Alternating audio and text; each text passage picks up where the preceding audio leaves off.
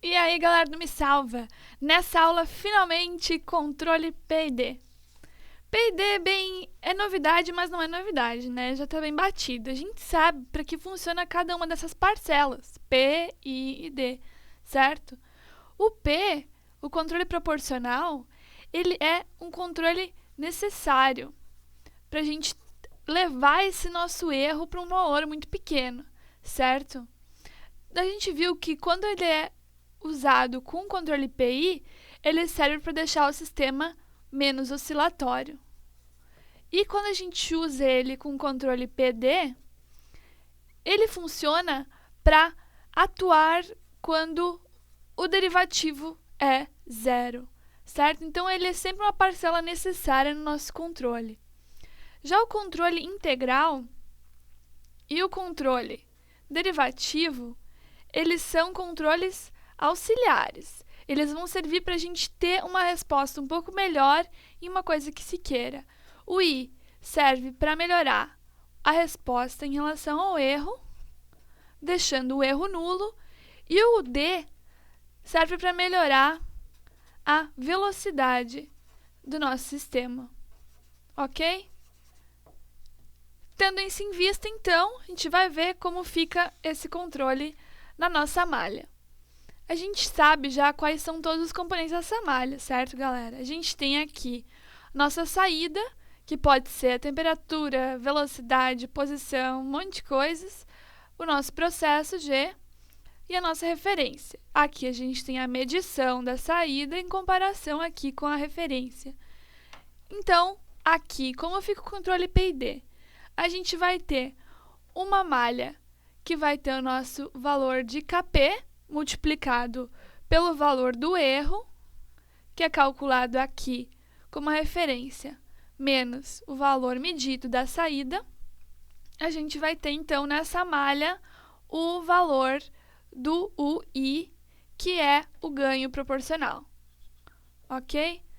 A gente vai ter, somando com esse valor de UI, um KI vezes 1 sobre S, que é uma integração. A gente vai ter aqui o valor do UI. Opa, esse valor aqui é o UP, tá, galera? Sem problemas. Seguindo, então, a gente vai ter também, nessa malha, o ganho derivativo, o KD, KD é o KD, e aqui a gente vai ter a nossa derivação, que é a multiplicação por S, e o nosso polo em alta frequência, um P, certo? E esse vai ser o nosso controle, o D. São 3 sinais que vão ser somados, e essas 3 malhas juntas, a gente bota dentro de uma caixinha e a gente vai chamar elas de C de S. Ok? Então, vamos fazer essa união das coisas. A gente tem Kp, Ki sobre S e Kd vezes S sobre S mais P. Unindo, então, somando esses 3 sinais, a gente vai utilizar um denominador comum, que é S vezes S mais P, vezes S mais P, e multiplicar, então, S vezes S mais P vezes Kp, S vezes S mais P, esse S vezes S mais P vezes esse termo aqui, vai se cortar os S, vai ficar só Ki vezes S mais P. E o último termo, a gente vai ter esse KD aqui vezes esse S vezes S mais P, o S mais P vai se cortar. Vai ficar somente KD vezes S ao quadrado. Ok? Então, a partir desse valor, a gente tem que a nossa expressão aqui de cima vai ficar com um termo ao quadrado, que é esse termo em KD. Ok? Utilizando, então, KD vezes S ao quadrado, a gente vai ter outro termo aqui vezes S ao quadrado, que é o Kp, certo? Então, vai ter mais um Kp vezes S ao quadrado. A gente vai ter um Ki vezes S aqui e também um Kp vezes S, só que multiplicando P. Então, mais Kp vezes P vezes S mais Ki vezes S. e um termo aqui sem S, que é KI vezes P. Ok?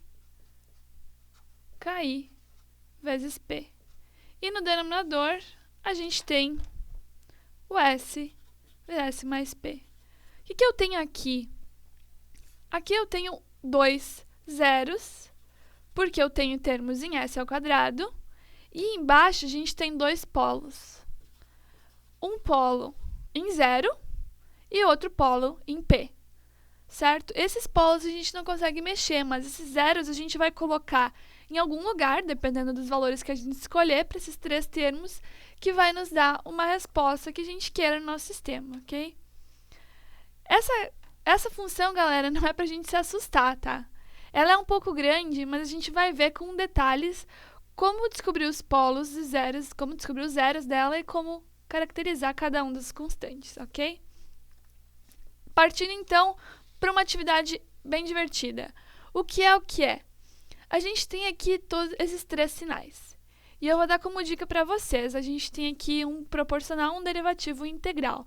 Como a gente descobre qual é qual através das características que a gente já discutiu?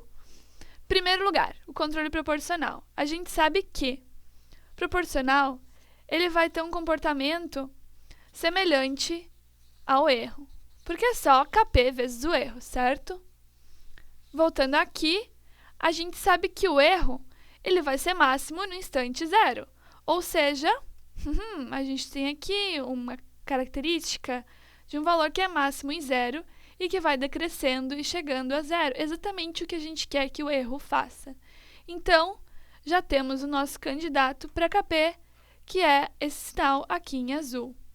Esse sinal é o P, o sinal proporcional. O que mais a gente sabe sobre os nossos sinais de controle? A gente sabe que o controle integral, ele vai começar em 0, ou seja, o I de 0 vai ser igual a 0, porque a integral ainda não teve um tempo suficiente para integrar, certo? Quais sinais que começam de 0? Opa, os 2. Mas a integral, quando o erro é positivo, a integral é crescente, porque eu estou integrando um valor positivo, vou ter uma área positiva. Qual sinal aqui é crescente? É esse aqui. O que mais a gente sabe do integral? A gente sabe que quando o erro passa por 0, ela tem o seu valor máximo. Por quê? A gente pode ver aqui, esse sinal aqui proporcional, ele vai ser parecido com um erro, certo? Quando ele passa aqui por 0, o valor da integral vai ser exatamente essa área embaixo aqui, certo? E a partir do momento que passou, vai ter uma área negativa somando, ou seja, esse valor não vai crescer além desse ponto. A gente está vendo aqui exatamente quando o sinal proporcional passa por 0, o sinal desse gráfico aqui é o máximo. Ou seja, esse é o nosso querido sinal integral, ok?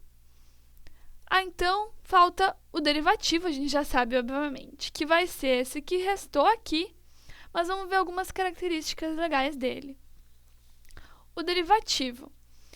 Como a gente vê aqui que a gente tem uma inclinação nula no início, a gente sabe que nesse instante o derivativo vai ser 0 também. O que é exatamente o que esse gráfico faz? Ele é 0 no início. Quando mais é 0? Todas as vezes que a derivada do erro for 0, o nosso derivado vai ser 0. Quando essa derivada é 0, quando a inclinação é nula, nesse ponto aqui, nesse ponto aqui, nesse ponto aqui, e assim para sempre. Quando o nosso sinal tem uma curva, a derivada é 0, que é exatamente o que acontece nesse gráfico. Tá vendo aqui? Ele vai seguindo essa curva, e aqui, quando a inclinação do P é 0, esse sinal passa por 0. Também aqui, também aqui, também aqui, e assim toda outra oscilação. Certo? O que mais a gente sabe? A gente sabe que a derivada é uma predição do sinal. Se vocês forem observar, essa curva aqui acontece e o derivado dele acontece antes dessa curva, muito semelhante. Então, essa curva vai aumentar a velocidade da resposta, porque é uma espécie de predição. Então, a gente viu aqui todas as características interessantes das 3 sinais que compõem o controlador PID. A gente viu como ele é quando a derivada é zero, passa por zero, porque esse valor aqui é máximo, em todas as características importantes. A gente viu aqui nessa aula, então, o controle PID, como ele funciona, a fórmula de C de S, juntando os 3 sinais de controle, e como eles são, como se comportam os sinais. E na próxima aula a gente vai ver um exercício ou um exemplo sobre o tema. Até a próxima, galera. Tchau, tchau!